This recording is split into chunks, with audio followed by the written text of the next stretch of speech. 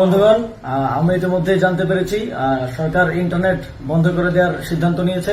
আমরা আবারও শঙ্কা করছি, ইন্টারনেট ব্রডব্যান্ড সবকিছু বন্ধ করে দিয়ে আবার দেশে একটি ক্র্যাকডাউন চালানো হবে, মানুষকে হত্যা করা হবে এবং একটা হত্যাকাণ্ড চালানো হতে পারে আগের বারের মতো।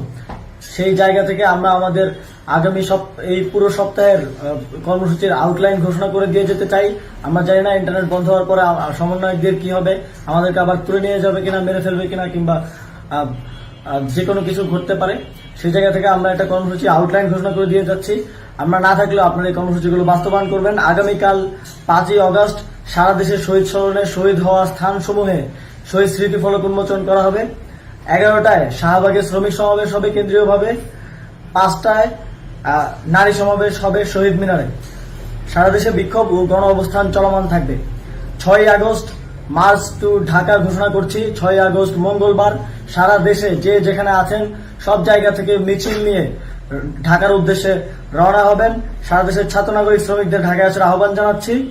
সকল এলাকায়, পাড়ায়, গ্রামে, উপজেলায়, জেলায় ছাত্রদের নেতৃত্বে সংগ্রাম কমিটি গঠন করুন। যদি ইন্টারনেট ক্র্যাকডাউন হয়, আমাদের গুম, গ্রেফতার, খুনও করা হয়, যদি ঘোষণা করার কেউ না থাকে, এক দফা দাবিতে সরকার পতন না হওয়া পর্যন্ত রাজপথ দখলে রাখবেন এবং এই সপ্তাহের যে কর্মসূচির আউটলাইন সেটি আপনারা ফলো করবেন।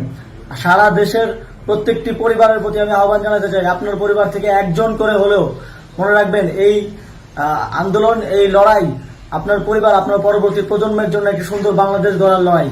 একজন করে হলেও ঢাকার উদ্দেশ্যে রওনা করে দেবেন, একজন করে হলেও যুদ্ধে পাঠাবেন। এই যুদ্ধে আমাদের জয়ী হতে হবে, নাহলে বাংলাদেশ এক গভীর অমানিসায় অন্ধকারে ডুবে যাবে।